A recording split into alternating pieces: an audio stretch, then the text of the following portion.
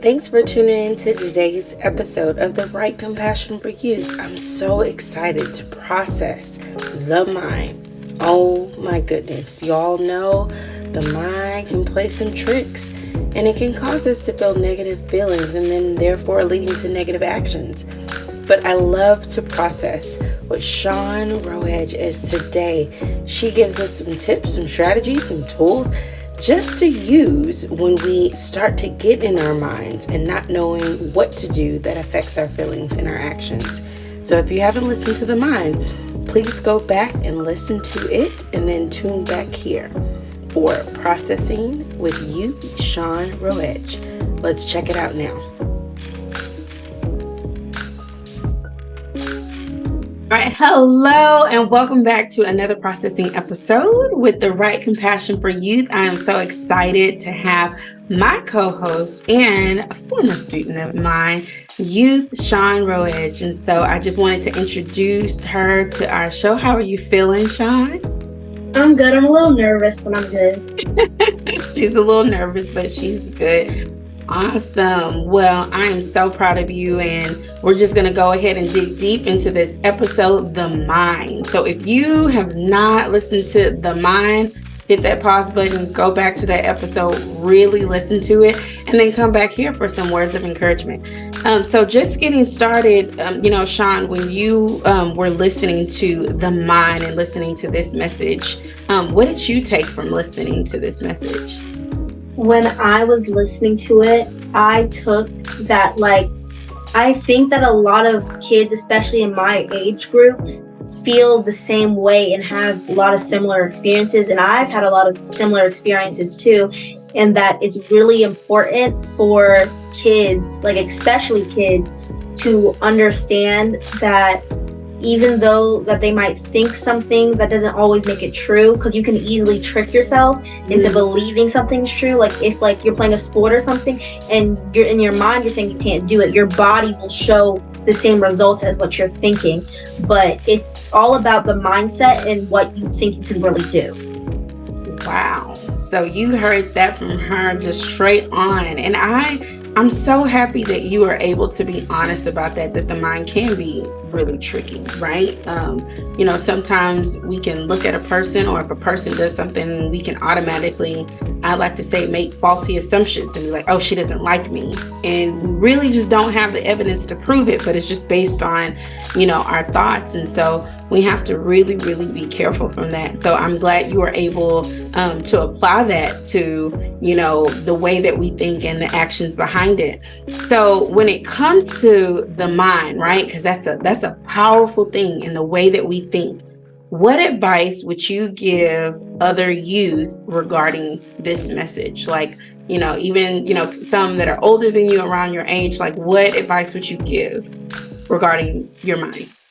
Some advice that I would give is that even if you think that this is the only way I can think, there's no other way that I can make myself believe anything different, that your mind changes so much, and how you feel and how you think right now is not going to be the same as maybe even just 5 minutes or 10 minutes or the next week. So don't base on how you feel about yourself and your self-image and your worth on how your mind is telling you are right now, because it will change. And I know it's hard to not listen to it, but you have to keep in mind that it will change and you won't feel this way forever. So give us a little bit of an example of maybe a time that you remember that you were going through something and, having to fight a negative thought. Because it's easy to say, right? Don't do it. But then what is that, maybe a strategy or a tool that you use, Shawn, to really help yourself get through it? Because your feelings are valid, they're real, right? But you said the mind can be tricky. So how do you pull yourself out of it and have that resilience to get back in the game and bounce back? Personally, I do dance, and I've been doing it for a few years now. And sometimes I'll do something and I'll see another girl do it and I'll think, wow, they're really, really good, and I'm just not that good. I can never be that good. But then I remember that I do feel like I can't do it, but the more and more and harder I work to do it and the more I tell myself I can do it, I will easily be able to get to that level. And then it's not just like with physical activities too, it's with like in class or whenever you're just hanging out with your friends and you're like jealous of somebody, that if you think that you can be them, don't try to be them, but try to be yourself, but better yourself. And it is valid to feel feelings that aren't always positive. It's not a bad thing to feel negative emotions because everybody feels it all the time everywhere, but try to keep in a more realistic mindset. Oh, I love it. Keep it realistic because those feelings are valid. So, with that being said, you are just so wise when it comes to, having those skills and strategies to push forward. And I know we may have some other listeners, they're probably looking like, oh, I wish I could, be like Shawn. But I love how you said, like, being your own person. It's okay to look at other people, and admire their abilities and talents, but really, look within and, practice makes permanent, and you put in the work to do and to become the things that you want to do and to become. So do you have any other words or anything else on your heart that you would like to say just to keep pushing everyone forward with the mind? All I really have to say is just believe in yourself. That's the most important thing, that if you believe you can do something, you can really do it, and that you won't always feel the same forever, and it will change. And if you are really, really, really struggling, tell somebody how you feel, that someone you can trust and that you think can help you out.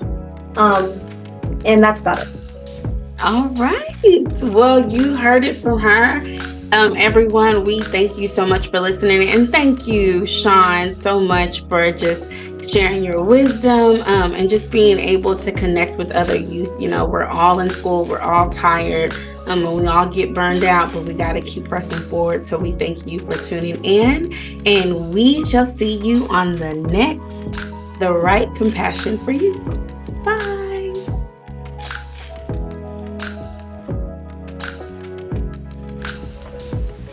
Thanks again for listening to another great episode of The Right Compassion. I'm so excited that you have chosen to listen to not only this episode, but many episodes.